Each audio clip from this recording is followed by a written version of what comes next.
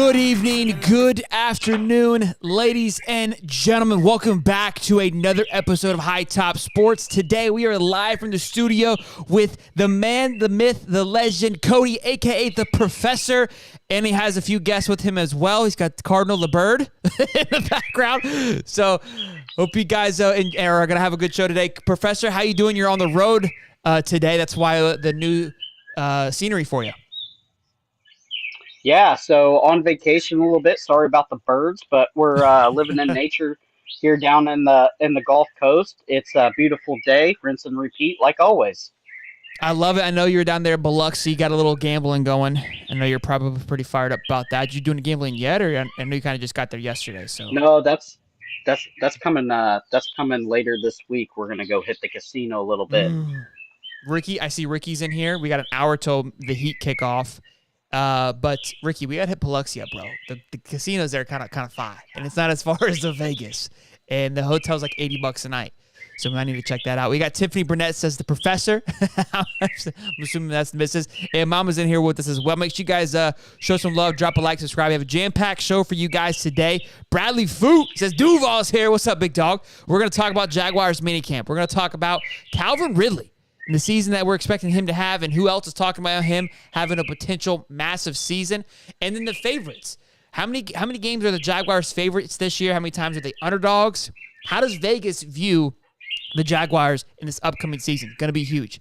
And then we'll do around the league, a quick little segment talking about small things here or there. Devontae Adams, Ty Johnson, get into that. Talk a little bit about AR in Indy. What's going on down there? A lot of hype going on.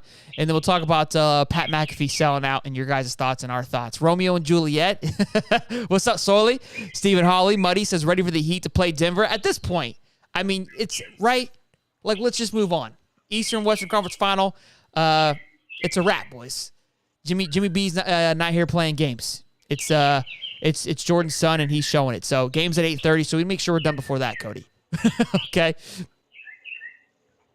We'll get wrapped up before that for sure. I love it. Logan Walker, what's up, Bubba? Welcome to the show, big guy. So first thing first, order of business. Going to pass it over to Coach for a mini camp update. Obviously, we got the Rooks rocking and rolling. Who are the highlights thus far, Cody, for mini camp? Yeah, rookie mini camp looking good. Obviously, no big injuries yet. That's what we like to hear coming out of rookie mini camp. Offensive tackle Antoine Harrison. He's got the speed. He's got the power. He's got good feet, okay? He's got the good anchoring capability. He can play a couple positions on the line. They like him for his versatility. Solid pickup. Listen, I get during the draft we got a little heisty. We wanted a couple other guys, but Joey Porter, maybe a tackle, maybe a guard. We were yelling some stuff. Antoine Harrison was not it. We were yelling, JPJ a lot. But there's a DB down here on the list that is kind of showing up. Second, tight end, Brenton Strange. He is a smooth route runner, the smooth criminal. He's got natural hands for catching the ball. Really puts his hands out and catches them. No body catching with him, which you like to see. Sometimes with the tight ends, catching can be a problem. Some tight ends are more blocking. He's got the burst at the end of the route, which I like to see. So when the ball's thrown a little bit in front of him, he's at top speed. He's got that little burst to get there. What almost wide receiver like. So you like seeing that. Running back Tank Bigsby. And boy, is he a tank, I tell you. Good vision. He's one cut and go. He's a violent runner. He hits the top gear in the first couple steps. That's what you want. He's going to hit the hole. He's going to get you 5, 6, 7, 8, 9, maybe 10 a pickup. What do you want more from a running back named Tank? The last guy I'm going to talk about is the DB Johnson. He looks the part. He's tall. He's lean. He's physical. He's got the wingspan. He's nasty in the run game, which we all like. Go down and clip a running back coming around the end. And he's handsy, but in the right way. He knows where to position the hands to get the swat on the ball, hooks the hip well. Just some inside stuff from a guy that likes watching DBs. Not going to get a lot of PIs. He's not handsy like that. He doesn't bail on the play and open his hips up too early. Just a natural DB. good selection there. Love with the toke of the cigar. The professor's back at it again, boys and girls. Great breakdown. Good things to hear about Tanksy. Good things to hear about Strange as well. Obviously, taking him that high as a tight end. I think a lot of us there wasn't much question marks. More of like interesting. I'm listening. So I think there's a lot of expectations for him. And again, what the future of Evan Ingram, does he replace Evan Ingram in the future? There's a lot of question marks. So obviously something to keep a close eye on as well. Getting that DB late and hearing good things about him is also great as well. And again, Anton Harrison being the first round draft pick, all you want to hear is good things. So all great stuff coming out of Rick Camp. And Ventrell Miller, I believe he's still fighting injury, correct? Or he's got surgery. Yep. He's still working through that. Yeah, he had the Liz Frank surgery. They're saying he should be ready for preseason. Now, we all know Ventrell Miller, and we know what he can do. So you don't rush him back. You make sure he's 100% healthy. Absolutely. Has that dog in him. And we're going to talk about on some roster moves some guys that might be a little concerned about Ventrell Miller. Let's hear it. Boy, I tell you, I will say, Tank is going to be big for you guys. And the tight end. Tight end's a good safety valve for your young quarterback, Lawrence. Call him the pacifier, boys. A guy that, call him the pacifier. Go ahead. And Tank is going to bring something to the Jag that you guys haven't really had since, I think, a guy named Fournette. Just a brutal bruiser back. He's going to beat you up. And then you go ahead and hand it Fournette when you wear the defense. Or go ahead and hand it to ETN when you have that defense wore down. And he'll take the home run shots for you. I love it. Look, I think great things. I think when Tank was drafted, we were all pretty excited for Jaguar fans. I think that the fact the first few picks didn't go what we all anticipated as Jaguar fans, what we were hoping for. Now, a lot of people kind of taken a step back. I think the negativity went down a little bit, and that's not necessarily negativity. I think it was more just the expectations weren't met. Tank's definitely people are very excited about him. I know Ventrell Miller. A lot of close friends of mine that are Jag fans were not happy about the Ventrell Miller pick. We being Gator fans, being very close to it. I understood the pick, like you were mentioning. Kai got that dog in him, but he's a scrapper and a crawler. So he's definitely there. Look, there's a lot of linebackers on that team right now. So we'll see where he ends up. We'd love to see him get some playing time, but I don't see him being a much of a threat in this coming season. But what else you got for some roster moves for us? Yeah. Well, and let's hold on for a second. Ventrell Miller is going to be a ace on the special teams, okay? And that's going to be big for him. Also, the biggest knack on Ventrell Miller is that he didn't cover tight ends well in college, but you slide him into middle linebacker and you just go let him bust some heads. It's not going to be a problem, guys. He's slow. He's slow on a broken foot. Guys, he's slow on a broken foot. Let's remember that. He reads angles very well. He takes the shortest route there. So if you're looking at your Apple, if you look at your Apple Maps, right, you'll have the fastest time but shortest route. The time's pretty much the same. He's not your fastest route. He's taking the shortest way to get there. Sometimes there might be a few traffic stops along the way, but he's definitely taking the shortest route to get there. So Dom absolutely, said, absolutely. "Oh God, it's Cody." I love it. I knew he was going to do that.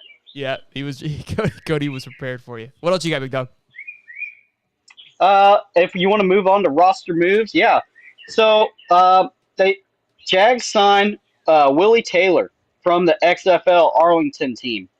He recorded 4 sacks, 11 tackles in the short span he played there. He played at Washington State from 2017 to 21. Then transferred to Eastern Kentucky, where he started 12 games. Depth piece for sure, special team guy.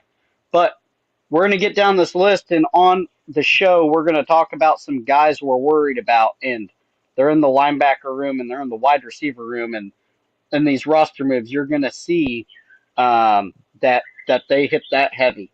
They're just trying to get a plethora of talent in there and see if one or two of these guys can hit. Secondly,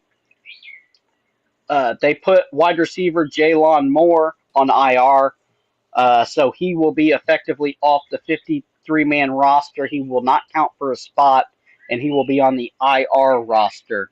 I think he can come back maybe late in the season, possibly, depending on his progress, but probably not going to happen. Jaguars cut safety uh, Deontay Thomas, and they also cut the D end Jason Adibamila. From Notre Dame. The D end they cut Notre Dame. They cut him. Wasn't working out. They go ahead and they sign. Jags signed the safety Latarius Brini. He played at Georgia. He played at Arkansas. So you're getting an LCC caliber safety there, making 21 starts total. He had 55 plus tackles and 4 tackles for a loss. Sure tackler. Not a guy that's gonna really pop off the screen, but a guy that just knows his job and does it well, and also another special team ace. Jaguars signed wide receiver Jacob Harrison. He played for University of Central Florida from 2018 to 2020, 36 games there, 49 passes caught, and he racked up 987 yards and 9 touchdowns, almost 1,000 yards. He played for the LA Rams for a small stint too, kind of a loaded wide receiver room over at LA. So obviously Jags with the IR move, they had to go get another one. Sure. And I tell you, some moves that are pretty interesting, because we're going to move on to some of these bounce back players, and 2 of those positions are guys that are in these roster moves. So you're kind of putting the heat on them. You're essentially, what you're doing is saying, look, if you can't get the job done, this is the NFL. We'll find somebody to do your job. Sure. And again, I think some of those positions, like you said, linebacker room, I want to say lineman is another one, right? Is a big one. Tackle? Yeah. Yep.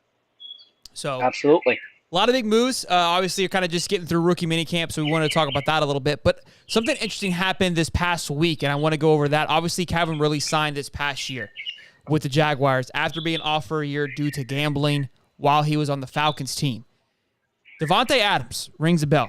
Phenomenal wide receiver, top and probably many of your lists, came out and discussed who he had in his top list, and he has Calvin Ridley as his number 4, where he talks about right here. Take a listen. Okay. I will put at 4. I'm gonna make some people mad with this one. Calvin Ridley.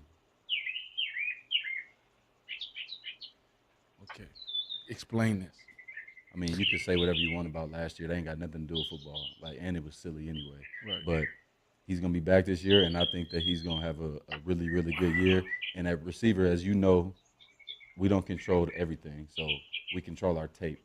Watch the boy's tape. He's out there doing stuff to people consistently with the routes. He don't get nobody a break. So, I mean, here's the thing. Coming from Davante Adams is a hell of a compliment. We've heard Aaron Rodgers show him a lot of love. Obviously, he went to the Raiders to play with Derek Carr. We know what this kid can do. Turn the birds down. I know, Cody. I've been trying to tell him. I'm sorry. The birds are vicious here. Yeah, we know what it's like we know Costa what Calvin. Rica. Yeah, we know what Davante, what he can do. So for him to come out there and say Calvin's my top 4 guy, and like he said, watch the tape. There's a lot of things that we were talking about precast. Is the guy played in Atlanta with a diminishing Matt Ryan.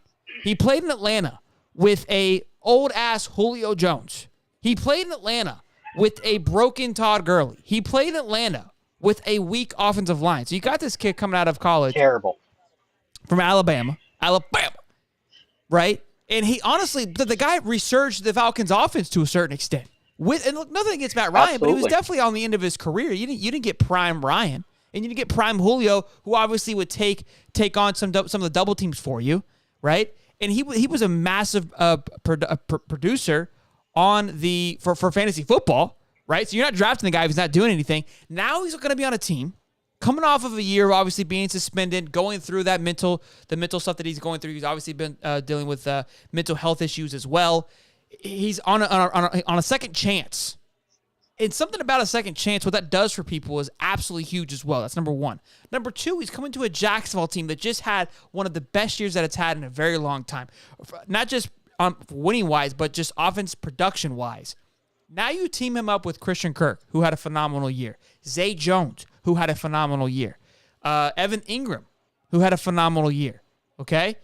On top of your addition to the tight end, on top of to the running back room, there's a lot of talent surrounding him, and then you also have a young, rejuvenized, fired-up T-Law slinging you the ball. The year that Calvin Ridley could have, it could be absolutely insane. I feel like we always get really hyped for Jaguars wide receivers.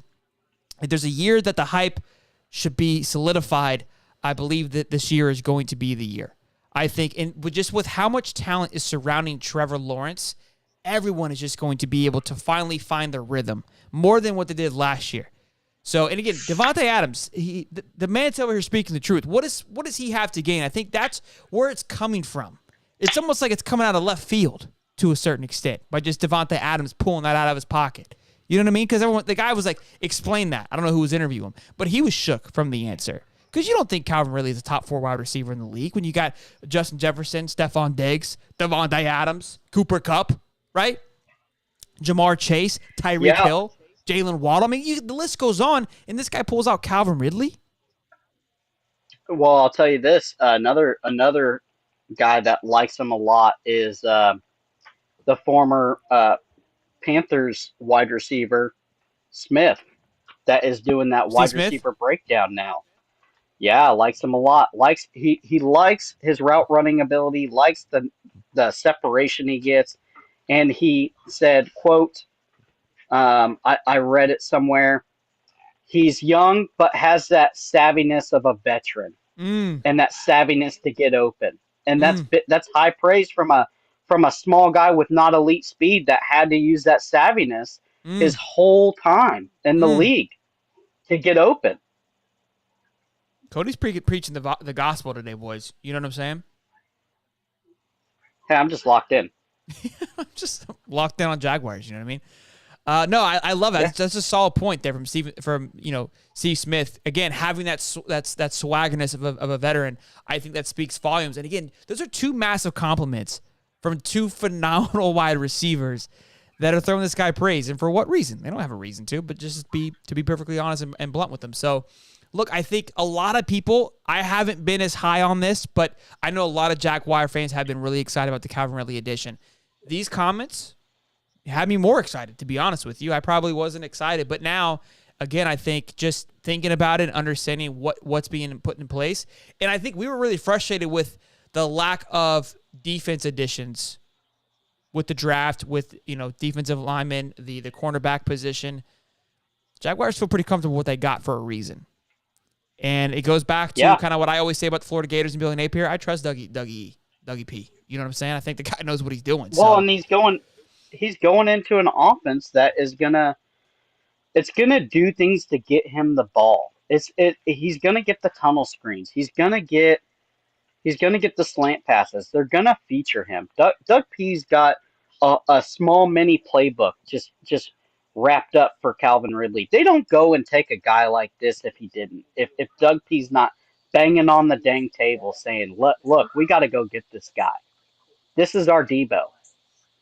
This is a guy that can do a little bit of everything. Yeah. And spread the defense out. Because, guys, we talk about this. The name of the game is just getting numbers and getting the defense as thin as they can. And if you can line Calvin Ridley up against a DB that's not very good, and he can rack up 100 yards a game and 2 tutties, it doesn't matter because all the offensive firepower has the defense spread out. They're not going to be able to double team him because as soon as they double team him, they're going to run the ball to ETN or Tank or they're going to give it to one of the other wide receivers or tight ends, Ingram. And it's just going to be a matchup nightmare for him. Yeah, and so this is a smart move by Jags. Yeah, ton of juice to go around. I love it, man. I'm excited. I think the hype's insane, and that transitions perfectly into our next topic, which is favorites. The Jaguars are favored to win 11 games next season. 11 games. That's a lot. I think it's 17 games in a season, so 11. When we did our prediction last week, we picked them to win, I think, lose 3 games. So this has them losing a bit. Well, not losing, but underdogs in a few other ones. But I want to preface this. They're underdogs. The highest underdog they are for one of their games is against the Buffalo Bills, which is at Buffalo.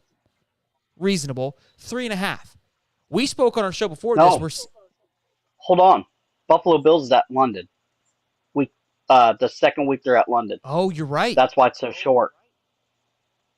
You're right. Okay, I misspoke. The professor's locked in, okay? Yeah, you did misspeak. My bad there. Okay, so maybe a little disrespect on the 3.5 to Buffalo, because I was about to go, because they're at home. It's at Buffalo. That's what I saw. But it's in London, and Buffalo is recognized as the home team. That's an interesting one then. I don't understand that, because what I was about to preface is typically when you're the home team, you get kind of the 3-point nod, especially if you're the better team, just simply due to the fact of playing in the home field. Now, obviously, if you're your dog shit coming in, it doesn't really matter. But man, playing in London, I don't know if that's different. Maybe they're banking it off the fact that the Jags will be there 2 weeks in a row. I would think that would give the Jag. We talked about this where the Jags should have an advantage there, but Buffs are favored by 3.5 at that game. The Chiefs are favored. So they're at home. They're probably favored by 7. They cut it in half. Okay, fair enough. That makes sense because it's for being in London. Now against the Chiefs, it's in Duval. The Chiefs are favored by 3, which is a field goal. That's a little disrespectful, but I mean, it's the second game of the year, I believe, so it's not disrespectful because they've already beat the Jags. So it is what it is. I'll take that, right? The rest of the games are 2 and 1 point. I think they had the Bengals not the Bengals. They had the Browns favored by 1 point. They had the Steelers favored by 1 point. Now, all these games were away, mind you. All these games were away. The Bengals, I think they had favored by 3, which I'm a big fan of Joey B. I say that all the time on this show. So that one's the one I'm not going to argue with. Joey B in Cincinnati, it is what it is. Take your medicine and go home. I can't remember if they were favored against the Bengals or the Ravens or not. I think it was +1 one way or the other. What I want to get to my point is. Go ahead. One of those games, one of those games or 2 of them, I have them winning by a late field goal. I think it was check the receipt. I think it was the Steelers game. I think it was. I picked Steelers. them to lose against the Steelers, and you picked them to beat the Steelers. Steelers. Yeah. Yeah, by a late field goal. So 1 point, you're okay. Yeah. You're right in the realm of what I said. For betting wise, for sure. So what I wanted to, Absolutely. The reason I bring it up though is Vegas. We've talked about this time and time again. Vegas rarely misses unless they're picking Will Levis to go in the first round. That's the only time those guys miss. When it comes to betting on football, games, he was all jacked up on D-ball, melting the cup. What are you gonna do? You can confuse anybody. But with this, the Vegas has them favor to win 11 games, 11 to 12 games. That's massive. That's huge. That speaks volumes to where the Jaguars are and where they're headed. And I think as a Jaguars fans, we should be super excited. I think they had they had them favored to win every conference game, every Texans game, every Titans game, and every Colts game, which is all you really need because they're gonna win their division. So another big year panned out for the Jacksonville Jaguars, and Vegas is on board, which is exciting. We're on board, obviously. But I love it. I'm really excited to see. We got a buddy of mine put 500. The Jags make the Super Bowl to pays out 15,000. So if you guys want to get in on that action, now's the time. Seems like a hell of a good return, honestly. And it doesn't. I mean, that's not that crazy. Just to make the game. I don't think it was even a win. I think it was just to make it. So cash in while you can, boys. Absolutely. All right, boys and girls, love that. Let's keep it moving. Let's go around the league here. It's like around the horn, but around the league. I need like a boom, boom, boom horn for you. There you go. I mean, just on cue. You know what I mean? Like, you can't make this shit up. Around the league with Cody and the High Top Sports Boys. This is going to be a little segment where we kind of just quick little fire stroke where we go through a few things. First order of business, Devontae Adams wants out? Is that what we're hearing, Coates? Yeah, that's what we're hearing. Devontae Adams got the playbook. He's not happy with what he is essentially going to be featured in the offense. And obviously, Jimmy G is not going to be slinging around the yard. Jimmy G is not the guy that's going to throw 6 touchdowns in one game Mm. and possibly 6 picks in the other, like his former quarterback. But the thing with Carr is he was always a gambler. He would always sling it up to get his guy essentially a chance at the ball, and we're not seeing that. We're not seeing that with Jimmy G. Jimmy G is a guy that is a system quarterback. He's going to check it down. He's not going to lose you games, but he's not going to sling it around the yard. And Devontae is wanting out after just 2 years at Oakland.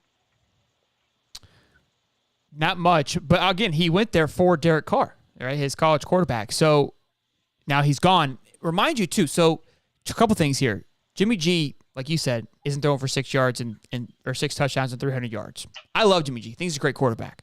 Great quarterback manager as well. But he doesn't play like that. He was a perfect quarterback for San Francisco. I don't know how he's going to fit at the Raiders unless they change the playbook. Josh McDaniels, mind you, comes from New England. Josh McDaniels was there with Jimmy G at New England. There was a season where Tommy B went down, bless his soul, and Jimmy G had to step in. I want to say Josh McDaniels was there. Josh McDaniels and Tom Brady was a special breed, but that offense wasn't really explosive either. It was a lot of dump off passes to the big tight ends. They had Randy Moss 1 year, but they never really utilized the Randy Mosses. They utilized the Edelmans. They utilized the tight ends, the running backs, the catching running backs. That's where they thrive. If I had to guess, we're going to see an offensive playbook that looks similar to what we saw ran, probably close to what was ran in San Francisco, but more likely what we saw Tom Brady and Billy do for many years in New England, which poised to be successful. Obviously was a very strong defense typically with those teams. But I think more pieces need to be added. But yeah, look, if I'm Devontae, I wouldn't see how I fit into this scheme either. You're going to be more of a decoy. Probably not. Because he's not a Debo-style type of Exactly. guy. You know what I mean? He's not Debo Samuel where you can kind of just – No. He's not coming out the backfield. He's not doing sweeps. He's not doing any of that. And Jimmy G's not rolling out either and giving you time to get open to sling it 50 yards down the field. That's not what he does. I got a possible hot take to you. Jets got any money left? Say it. They trade the farm to win a Super Bowl with Aaron Rodgers and Devontae Adams, get the 2 dynamo wide receiver quarterback guys back. You know, Aaron Rodgers is running that front office now, and he says, yeah, I think Devontae might take a little pay cut to come here. The professor he clocked in, guys. He's here to give you a lesson, and just need to make sure that you guys are on tuned vacation too. I love it. Look, him calling for that. Could there be some type of is there a reason why? Hell of a hot take there, Codes. Love it. Love it. We'll definitely keep our ears tabbed up for that one. So make sure you guys like, subscribe if you want to get some more of that. Good take there. Last little thing around the league here. Let me hit the DJ horn again because that was just too fun. Is Ty Johnson, the running back for the New York Jets. It's New York, so take this with a grain of salt, right? I realize Fox took it up. It started with New York Times. But Ty Johnson had to get pec surgery that was recommended, or I guess recommended. What word you use is important there, right? Saw the doctor. He was like, you need to get it fixed. This is what Johnson said on his Instagram. So you need to get it fixed. From the Jets doctor, the team doctor. It was his pectoral muscle, okay? Says, you need to get it fixed. Johnson goes, no problem. Says, I'm going to go get it fixed. Flew out the next day, came back happy. I got it done, even though I didn't want to get it done. The following Wednesday, they said, you're out of here. You're cut. See you later, alligator. So now he's an injured running back on essentially on the men's, and he is unemployed. It's the league though. It is the league. This is the NFL. This isn't college where they love you. Okay, this is the big boys. This is what you expect. And I get that the front office for the Jets are going to take a lot of heat for it, but they don't care. It's a business. I think that's important part there. But you've noticed a switch here with the players having a little more of a voice in certain situations. And all it takes is one guy like Ty Johnson to stand up and say, hey, what the hell here? I should have some protection, right? when something like this goes down. Now, it's a business. It's a very gray line. Who knows? They could have already had him on the chopping block. They go, look, he was already on our bottom 3, right? And him having this surgery kind of already just makes him, he's going to be missing this much of camp. Not going to work out. I don't see it going anywhere. Thought it was interesting that Fox News and the New York Times picked it up. Either football is really slow right now, or the New York Times sees something here, and they're trying to bait it up a little bit. I'll tell you why they did it now. Because if they did it in the league, they'd have to put him on IR and pay him for the entire year. If they did it during the season, so they tell him they say, hey, go get your surgery done. We'll take care of you, and then they cut him. Which they would have had to put him on IR, and they would have had to pay him for the entire season, even though he's injured. Sure, That's no, I get why they did it. I'm just the ethical part of it. Is it fair? Is going to always be the question. It's the NFL. Ethics are thrown out he's the hot. door. He's hot. He's hot about it. He kind of said it is what it is. He's like, I know I'm going to be all right. He was on the reserve team. He wasn't even on the starter team. That team has Breece Hall, Michael Carter, and Zovan Knight. So that team's stacked with running backs. He was obviously just kind of guy hanging out on the practice team anyways. Probably trying to just get a little free check in there. And just on a 1-year deal. So that's around the league for you guys. But this is going to be a little bit of extension for around the league. We're not put on the same category because it can act as its own. Is he going to save Indy? Cody, you're from Indianapolis. You're hearing all the noise. You're hearing all the hoop and holler. You and I, we watched him in Florida play. We have our thoughts and opinions about what happened at Florida. Love the guy. Want nothing but success for him. But to say we're not skeptics would be wrong on him having early success. What's your thoughts? Yeah, so essentially the GM goes on McAfee and says, boy, AR is better than what we thought. He has put in the work over there at 6 points at Denny Thomas, and Denny has done a heck of a job with them, and he is above the caliber of thrower of what we thought. Now, there's two things.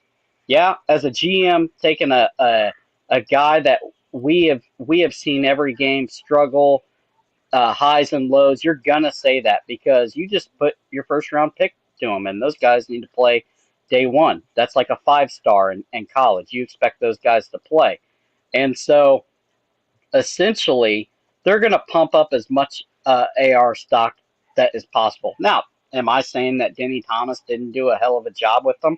No, I'm not. Am I saying that he's not a better thrower than what he was the last game of Florida? No, I'm not. What I'm saying is they know that AR is the guy, and, quote, through the good and the bad, we're going to ride with them. That's from their GM. So take it with a grain of salt. I think that they're pumping up his stock. They had a bad team last year. They're going to have a bad team this year, and they want AR to be the next Luck. That's fine. But I think it's a little mini camp pump up. Let me push back on this a little bit, right? You're saying they're pumping him up. What's the advantage? There's no need to sell Anthony anymore. Well, why would the GM come on there and pump him up? Because if he looks bad, the GM could lose his job. Because the owner over there at the Colts is wild. What, you want to downplay him? No, for sales to sell that place out, you got to pump up AR. Sure, you got to get it hyped up for week 1. You got to get everybody tuned in, thinking we're They got to sell Lucas Oil out every single week, and AR is, and I hope he does. I hope he falls out week 1. But after going to the Kentucky game, and I know that was months and months and months ago, and a guy can improve immensely. The speed of the game is so fast. I just don't know. So look, I love what you said. So shout out to 6 Points and Denny Thompson, obviously the local company here in Jacksonville, Florida. I think massive for them to go on Pat McAfee and shout out their quarterback coach. I think that's huge for him, for his company, what he's able to do. I know Marcus Stokes practiced there with Denny Thompson, so good stuff for them. And they got a lot of quarterbacks going through his camp currently. So huge shout out there. Like you said, is he throwing the ball better than he was a couple months ago? Absolutely. Probably. Yeah, for sure. Does he look more comfortable? All these things are 100% yes. He has been fine-tuning it to the extreme, to the ultimate extreme. Before he had school, he had all these things going on, a lot more distractions that he no longer has anymore. But the thing that I think we all keep circling back to, and this is something that I think takes a little bit longer than 6-7 months of training and practicing and going through, is the mindset, the mental part of it, the decision making in the pocket, right? We've had Judd on the show. He talked multiple times about where, hey, look, where Billy had said, this is Judd Davis saying this, hey, we gave the keys to Anthony. It was his call to run the ball, to throw the ball, etc. Whatever it may be, it was up to him. And sometimes he just kind of held the ball or hesitated on making a decision. Now, could there have been more to that we don't know about? Sure. Could it be the lack of production that he had on wide receivers? He'll never come out and say that. Neither will Billy. But I think we can all agree the talent there wasn't that great. I think for the fact that the one that was left was Hendo is now leaving. Now, you could point to other reasons of why Hendo's leaving, but there's no wide receivers left from that Mullen era except Jaquavion Frazier's anymore. And the rest of the guys that are coming in are all Billy's guys. And you got these guys that are freshmen that are threatening Hendo for a job that Billy recruited. So imagine what he was dealing with, right? We had Trey Dean and these guys that couldn't even do on safety. They couldn't even break 5 speed. They were 5.0. So how much of it was the guys catching the ball? We know his line was phenomenal. I think we all can agree with that. We know the running backs were phenomenal. All he had was Ricky Pearsall. We know Dante was a solid tight end, but how much of that played a factor? I don't know. Look, I hope he goes in and absolutely murders it and smashes it. We've got a few clips here. Let me get that pulled up for you guys so you can kind of see him slinging the ball a little bit during practice. But yeah, here's a little clip from camp of AR slinging it around. But we'll see what happens with Anthony Richardson. I'm excited to see it. Obviously, it's going to be a ton of noise. We had a lot of noise, though, last year. We were extremely fired up last year when Anthony was practicing. We saw him in the spring game. The guy can throw a football better than most people that can throw a football. It's incredible. When the guy steps up and slings it, your heart just drops because you know it's about to be a 70-yard bomb for a touchdown. Those were never the concerns. It's the small plays. It's the kind of the night and day stuff. And the night and day stuff isn't. Yeah, and those things add up. When you're all of a sudden you look down, like we would do a big play, we get caught right back up, but then we would go 3 or 4, possessions where we're just 3 and out. It's like, what the fuck just happened there? It's like, okay, we couldn't convert 3rd and 2 4 times in a row. Why? What? Wait, what? And then the next play we come down and he throw a 40-yard bomb again. It's all right, we're back. So we would forget, but it was those small things, and that was why those other teams would always stay in it. And it's like we were just losing by 1 possession. It's like, yeah, we couldn't control the ball. We couldn't get 3rd and 2 done. Couldn't get 3rd and 4. We couldn't hit small passes. The offense is going to look a lot different. It's going to be like what they ran at Philadelphia due to the fact that their OC is the guy that took over the job. So you're going to get the quarterback sneak dive plays. You're going to get that. And listen, the quarterback at the Eagles the same way. He's not great with the little slant plays, with the outs, the stuff like Jalen that. Hurts? But what he does, Jalen Hurts, what he does have is a beautiful ball that the wide receivers can go out and run under and catch. And he has a great wide receiver core in Philadelphia. Phenomenal wide receiver core. But Jalen Hurts, obviously, too. Here's another big thing. It's another big thing why I said he would end up going to the Colts. The guy that's at the Colts now, the head coach, was the coach over Jalen Hurts. Obviously, nurtured Jalen Hurts to being what he is. Super Bowl contender quarterback. Phenomenal quarterback. Jalen Hurts has really found himself. So that's another big thing that Anthony's going to have. So he leaves Florida, gets, Denny from 6 points for X amount of months, just grinding, only focus on him. This is probably Denny's biggest prospect he's had. I don't know, but I'm assuming, I'm guessing. Right? But yeah. It's got to be his biggest one. one. Show and talk about it. Yeah, you got to believe that he was all in on Anthony more than any quarterback he's ever been on. So there's a lot there, and now they've got their new head coach who obviously was over Jalen. It's a match made in heaven. Billy's gonna get flack for it forever if Anthony goes ahead and has success. I think there's a lot more, but I think he's in the best possible scenario. Anthony is for him to be successful, and that excites me for him. Not as a Jaguars fan, but it excites me for him and for what it could be. I would only say the place I would like to see him at minus what their quarterback room has now, is San Fran, because I think their head coach is just the quarterback whisperer. My second pick was Seattle. I would have liked him under Pete Carroll. Oh, absolutely. Pete Carroll's the third. I think he'll be doing fine at the Colts, and we're going to see an offense that they're going to tailor around Anthony.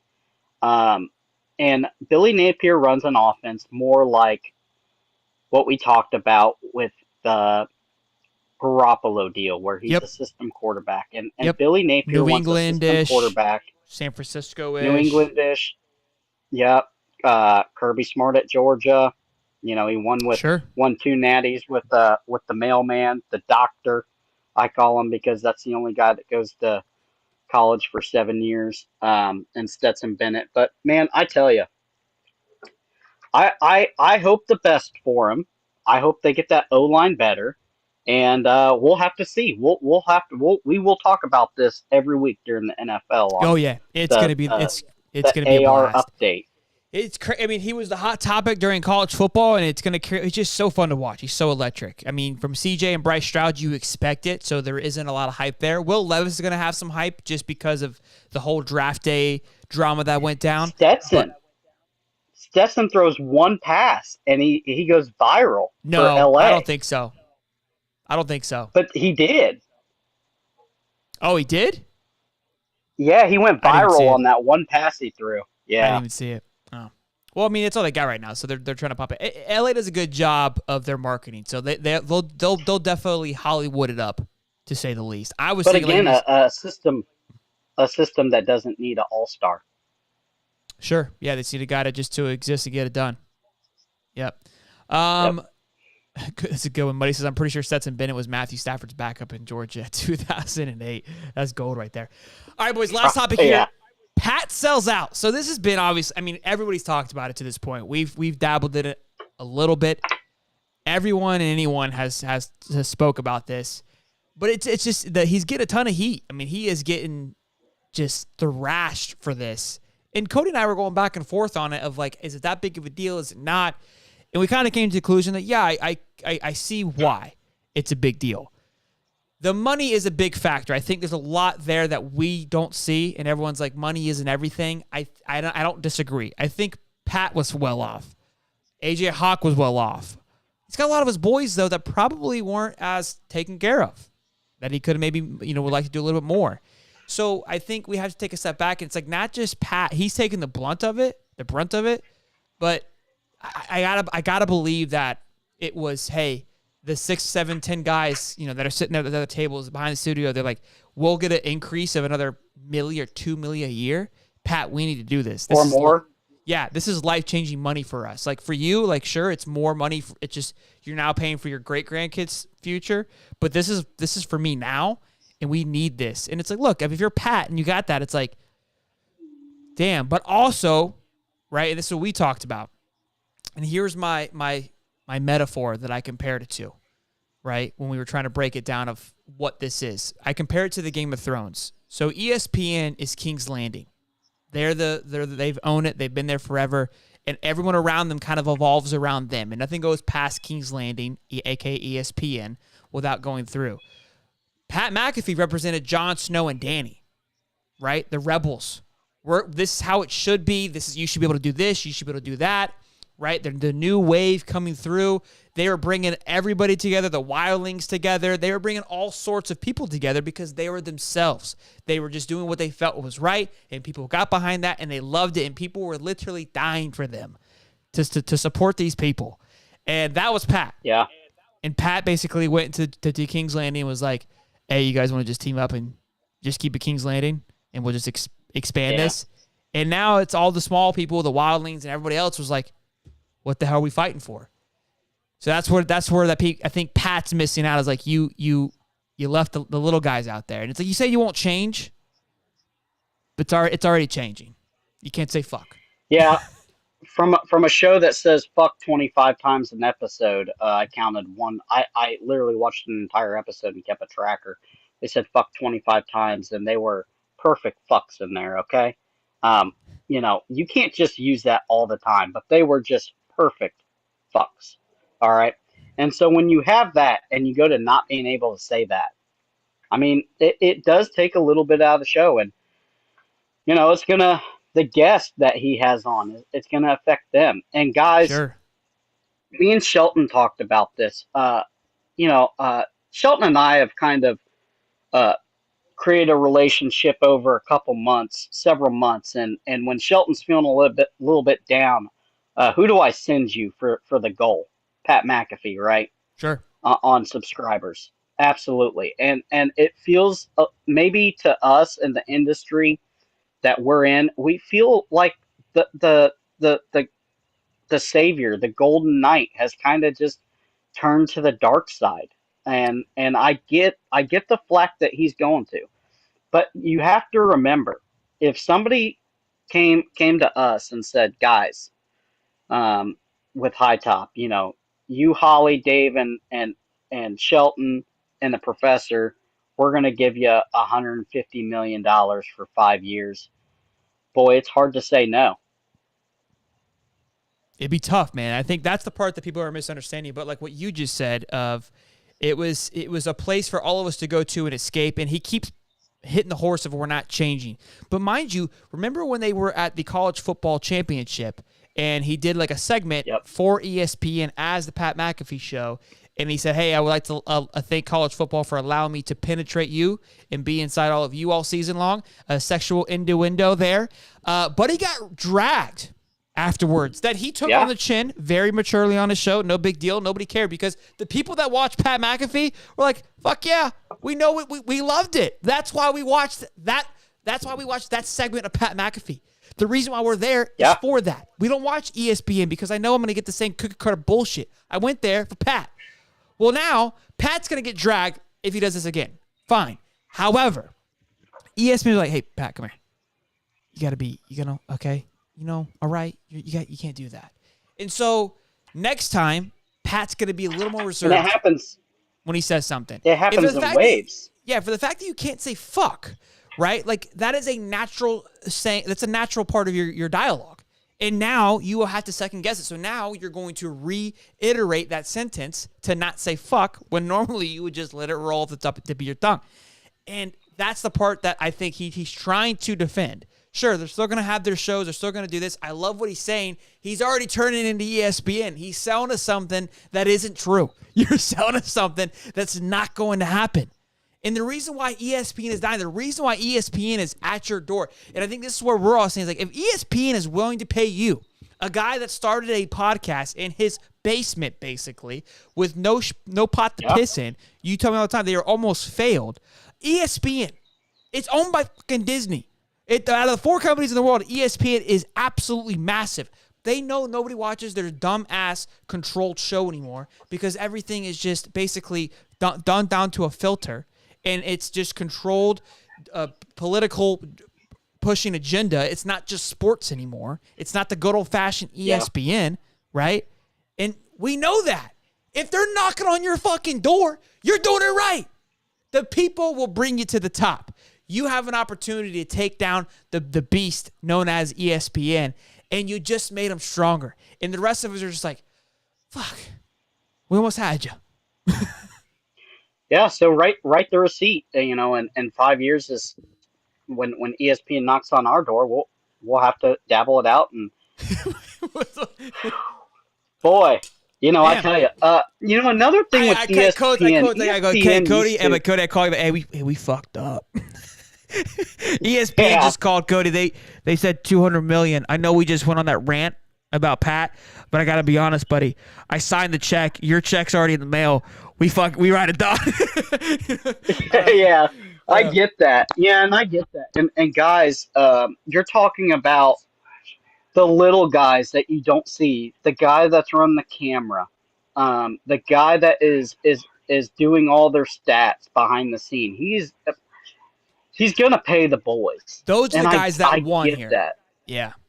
Yes, absolutely. And Pat is Pat. He's gonna take it on the chin. But at one point, you have to remember, Pat came out and said, "Guys, I've blown all of my NFL money on this. I have no money left. No money." And then they signed that giant ass deal with FanDuel. I think with just And the FanDuel, I mean, with FanDuel, I feel like you could have made it through. And we talked about it too. It's like, well, why is it such a big deal? Like with him selling out. Imagine if Joe Rogan went to Fox News or CNN or whoever he decided to, back. detrimental. Oh my! It would be over. The guy, the guy does like the people. The reason why Spotify paid him so much money just to play his stuff, like to kind of have the rights, they realize how much power he has. They can't do shit. They can't touch him. You literally cannot touch Joe Rogan. Joe Rogan is it's CNN. It's Fox Sports at this point. That's how big he is. And Pat was getting to that same level for the sports side. He was there.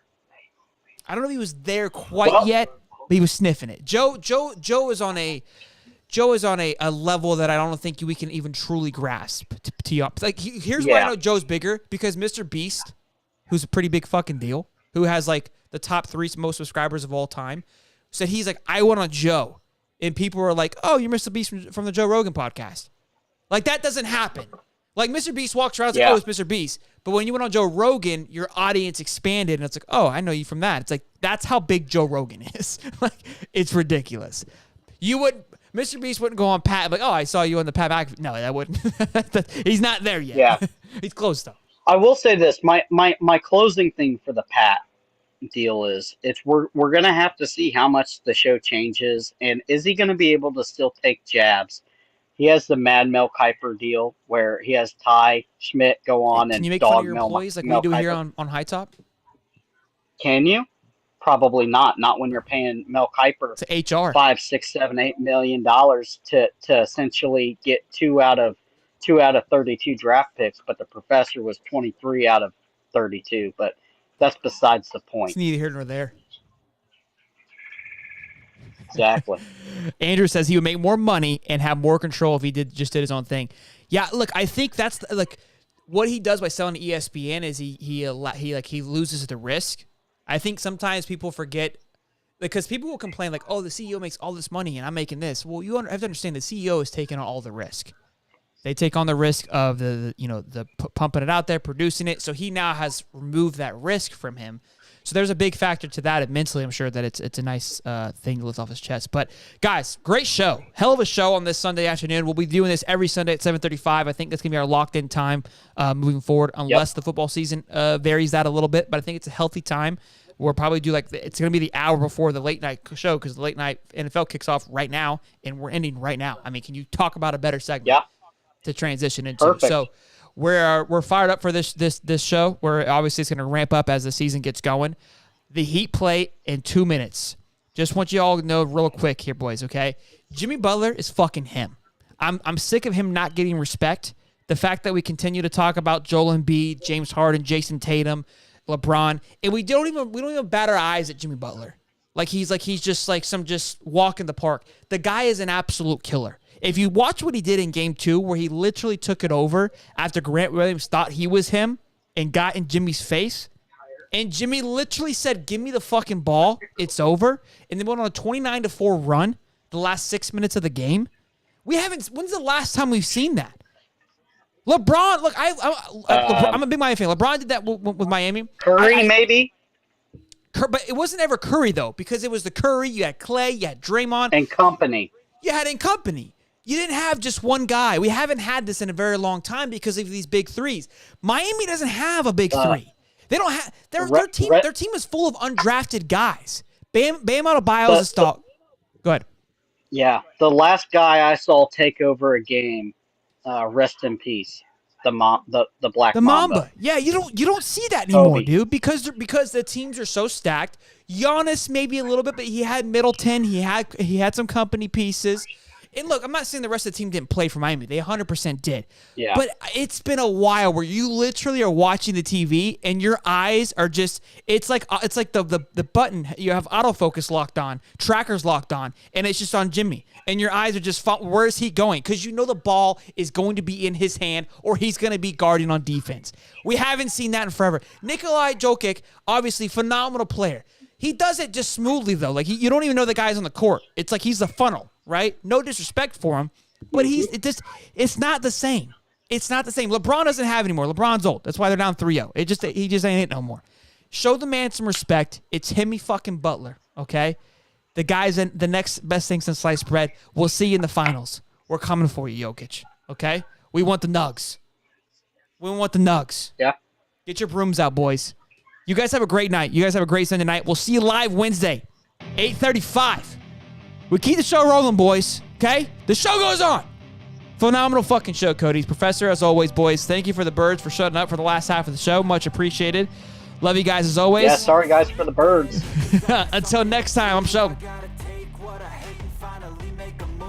And that's Cody. He's new. He's new here, boys. You guys have a good one. I don't become you. Have no regrets, yeah, I'll tie up my chest. I'll never forget what it's like to be in debt, babe.